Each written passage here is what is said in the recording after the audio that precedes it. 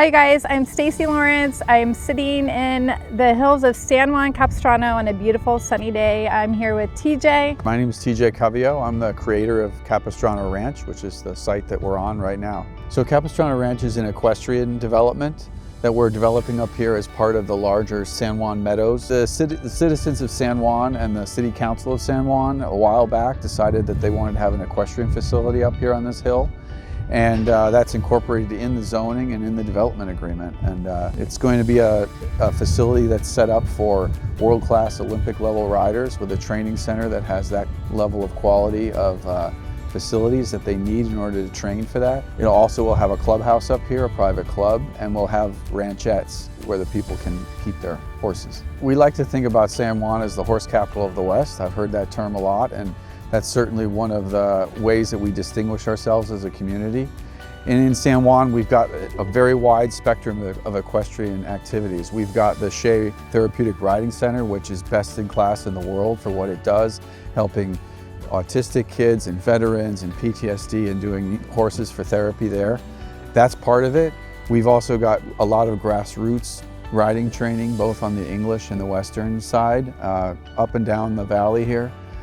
We've got a very high-end Western training barn here. We've got the riding park, which hosts Olympic qualifier type of events. Matter of fact, this year we've got 11 weeks of horse shows over there, professional horse shows. One thing we don't yet have in San Juan is the ability for the highest level of the sport, the real athletes that are the highest level of the sport, to have a home base and train at the highest levels. And so this will fit in and really fill out the whole spectrum of equestrian activity here in San Juan. I mean, this is a wonderful site. Most people here don't even know we have this much space in open space in San Juan.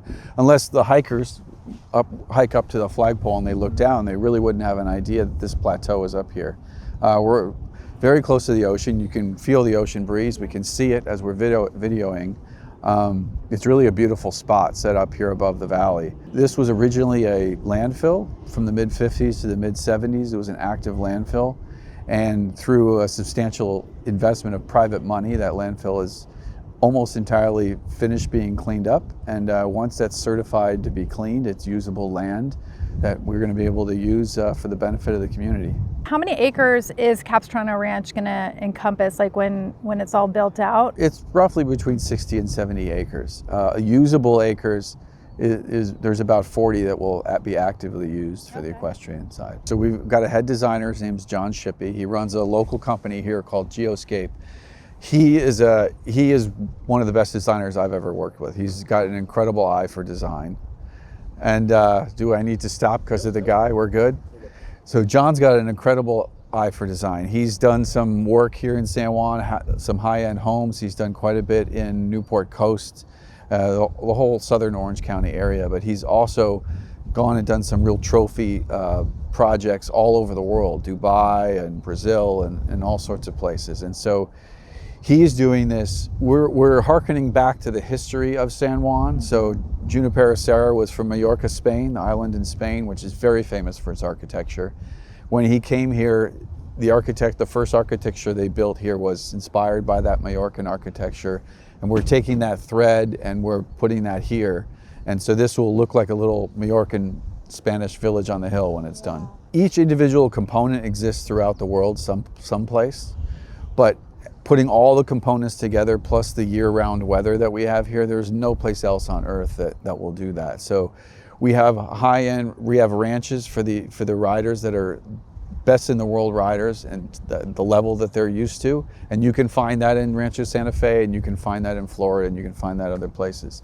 But we also have this training center that's going to have an Olympic quality facility, which will be where they can go train on a facility that's essentially like what they would compete on at the highest level. And that's going to be just for the people that are training here. So that's very unique in the sense that if you go to Florida and you want to train on the competition facility of Florida, you just go there and hope that nobody else is using it at the time. And so that inhibits your ability to really train as a very serious athlete.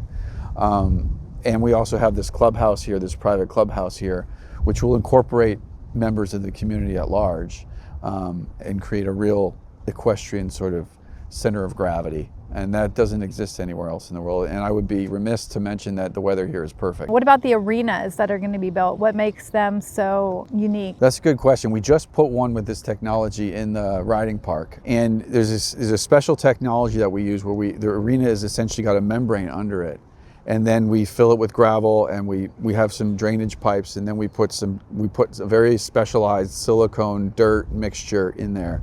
And what that does is that allows us to save a lot of water. So normally in an arena, if you do dust control from the top, it takes quite a bit of water to do that.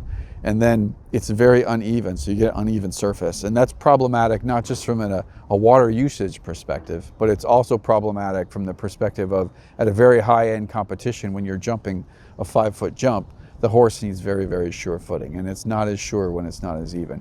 So this technology allows us to do perfectly even footing. And when we water it from below, it only uses half the water that we would normally have to use. So there's a huge savings in water there.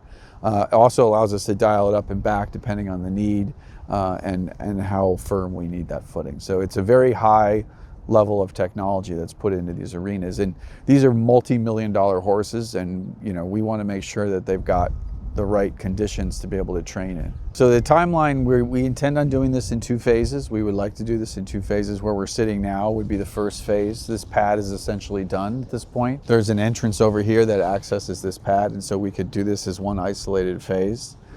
This would contain 3 ranchettes, about 60 horses, roughly 60 horses. Each of those ranchettes has its own private arena, and it's going to include housing for the grooms and for the horses, and a lounge and all those types of things that people would want in their private ranchette. And that will be incorporated up on this pad. The other phases will be the training center. The training center will have 4 very large arenas, 2 of them covered, 2 uncovered. It'll also have a huge open grassy area, like a derby field. We use that term, like a derby field, and where people can ride their horses or graze their horses. It'll have a track for them to ride around. And that facility will enable us to set the same types of courses that they would see in a competition. Over on the eastern side, there'll be 4 more ranchettes. So we're totaling just under 150 horses total. And then in the center, there'll be a clubhouse between 30 and 40,000 square feet. That clubhouse will include a gym or a spa that's really focused on what a professional athlete needs.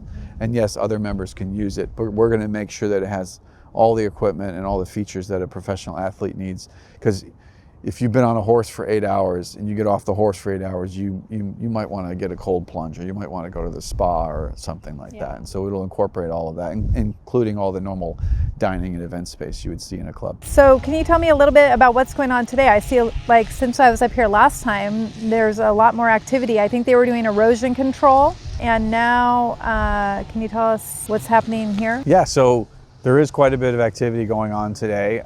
They're finishing the installation of the methane gas capture system, and so they're working hard on that. And that's what you see, these trenches and stuff. So that system captures methane gas that may come out of the landfill as it decomposes over the next 50 or so years. It captures it and makes sure it doesn't go into the air anymore, and handles the methane. And so it keeps the air cleaner. And obviously we all care about that. We're in California in the United States, and the rules here are, we're very careful about how we impact the environment here. So when other people are building facilities like this, they're going to be able to use this as an example, and we're pretty proud of that. Yeah, I agree. I do get people reaching out. Personally, I'm interested, but also I like to follow city projects. It's an exciting thing happening. People are curious, they want to know how they can be involved or what to expect. Where can people go to find out information? So we've got a website up, it's capistranoranch.com. And that website really is just to share the vision with the community. It's not designed as something you would transact with or anything, but if you're interested in seeing our vision and how it's going to be built out, that website will help a lot. We get a lot of interest from people that may want to rent one of the ranchettes, or may want to be a member of the club, or may even want to become a founder of the thing. There's a way to put your name in and get on a list, and Jesse will reach out to you and see if there's any further interest. But really the purpose is so that people can see our vision and how do we communicate our vision. Yeah. So that website will do the best for that. Well, thank you so much. I think it's amazing. We're excited. We will keep you guys posted on future developments in San Juan Capistrano.